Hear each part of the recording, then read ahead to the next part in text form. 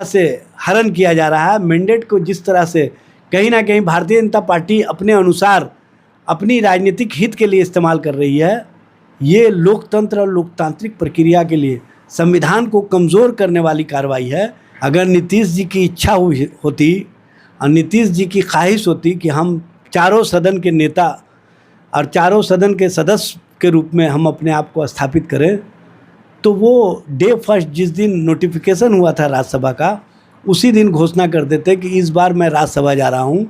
बिहार की सियासत में भूचाल आ गया है। आप सब जानते हैं कि मुख्यमंत्री नीतीश कुमार जी जो है अब मुख्यमंत्री पद से इस्तीफा के बाद वो राज्यसभा जा रहे हैं। इन्हीं मुद्दों पर बातचीत करने के लिए हमारे साथ आरजेडी के प्रवक्ता हैं इजाज़ अली अहमद साहब। सर, आपका बहुत बहुत स्वागत है। बहुत धन्यवाद सर।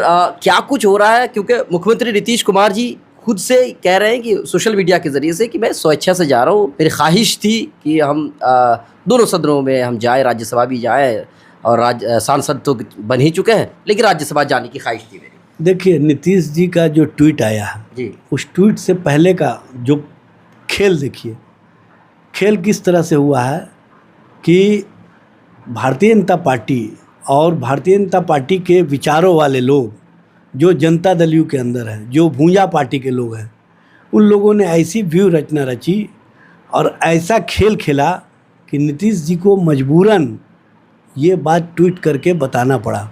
अगर नीतीश जी की इच्छा होती और नीतीश जी की ख्वाहिश होती कि हम चारों सदन के नेता और चारों सदन के सदस्य के रूप में हम अपने आप को स्थापित करें, तो वो डे फर्स्ट जिस दिन नोटिफिकेशन हुआ था राज्यसभा का, उसी दिन घोषणा कर देते कि इस बार मैं राज्यसभा जा रहा हूँ, हमको चारों सदन का सदस्य बनना है। लेकिन आखिरी दिन तक, आखिरी समय तक जो कवायद हुई और जो कागजात दिखाए गए और जो खेल हुए हैं, वो सब बाहर आएंगे।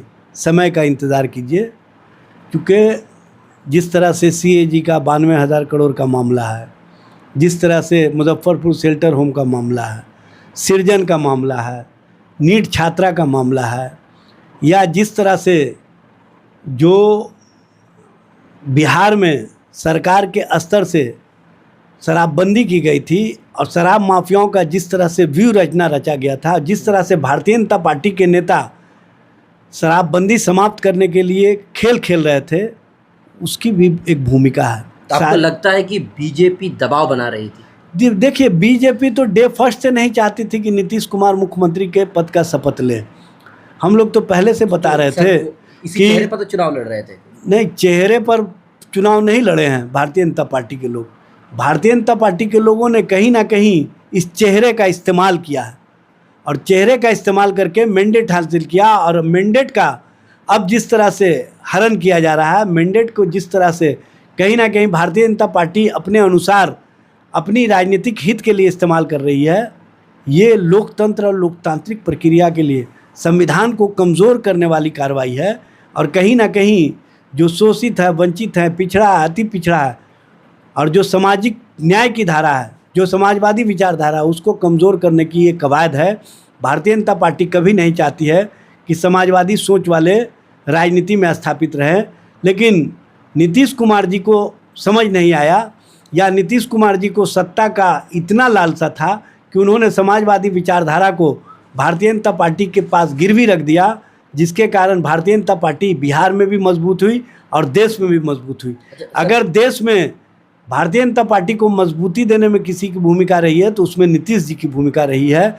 इसीलिए आप देख रहे हैं कि इस तरह की कवायद करने के बाद भारतीय जनता पार्टी कितना खुश है, क्योंकि भारतीय जनता पार्टी को पता है कि अब गरीब, शोषित, वंचित की बात करने वाले समाजवादी हमारे साथ रहेंगे तो ज़रूर, लेकिन उनकी बात नहीं करेंगे। तो आपको लगता है कि अगर मान लीजिए बीजेपी का कोई मुख्यमंत्री बनता है तो उसके बाद जो है, जो हालत उत्तर प्रदेश की है, मुसलमानों के साथ जो कुछ हो रहा है, असम में जो कुछ हो रहा है, उत्तराखंड में जो कुछ हो रहा है, आपको लगता है कि मुसलमानों की जो हालत हो गई ऐसी ही कुछ हो जाएगी? देखिए, आप जो बोल रहे हैं कि असम में या उत्तर प्रदेश में मुसलमानों के साथ हो रहा है, वहाँ मुसलमानों के साथ ही नहीं हो रहा है, दलितों के साथ भी हो रहा है, वहाँ पर ब्राह्मणों के साथ भी हो रहा है, अति पिछड़ों के साथ भी हो रहा है। क्योंकि सामने में मुसलमान को रख करके इन लोगों को जितना प्रताड़ित किया जा रहा है और जितनी प्रताड़ना दी जा रही है, वो जब उनके बीच जा कर के उनकी बात आप सुनेंगे तब पता चलेगा। और उसी तरह की कवायद यहाँ तो शुरू कर दिया गया है। और आप देख लीजिए किस तरह से जो अति पिछड़ा समाज से आने वाले हैं, मछुआरा समाज के लोग, साहनी समाज के लोग, बिंद समाज के लोग, जिस तरह से उनको मछली बेचने के लिए लाइसेंसिंग प्रणाली और लाइसेंस की बात की जा रही है, उसमें मीट की भी बात आ गई, उसमें मुर्गा की भी बात आ गई, उसमें सबकी बात आ गई। लेकिन असल कहीं ना कहीं तंग इनको करना है मछली बेचने वालों को।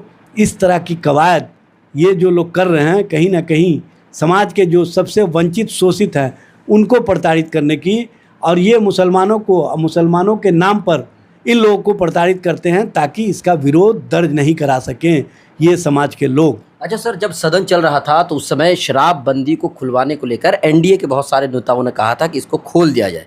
उसके बाद फिर जो है लास्ट में आकर के धर्मांतरण के विरोध में कानून की भी बात हुई। तो आपको लगता है कि राज्यसभा के इस सीट पर नीतीश जी को भेज करके अब बीजेपी ये चाह रही है कि जो हमारे मन में आएगा हम वो पूरी तरह से कर सके, या आपको लगता है कि नीतीश जी जब तक थे तो बीजेपी पर एक तरह से वो अंकुश ला कर रखे थे? देखिए, भारतीय जनता पार्टी जो राजनीतिक एजेंडे के तहत राजनीति करती रही है, उस राजनीतिक एजेंडे को बिहार में भी बढ़ाती रही।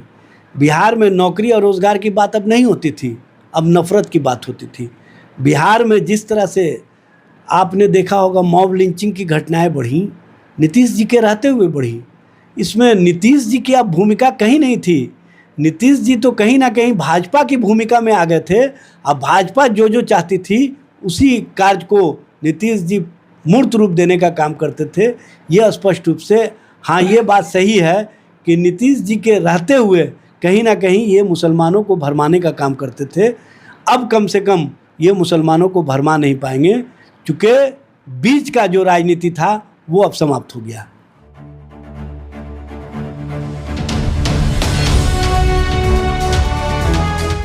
ट्रू रिपोर्ट्स, सच आप तक।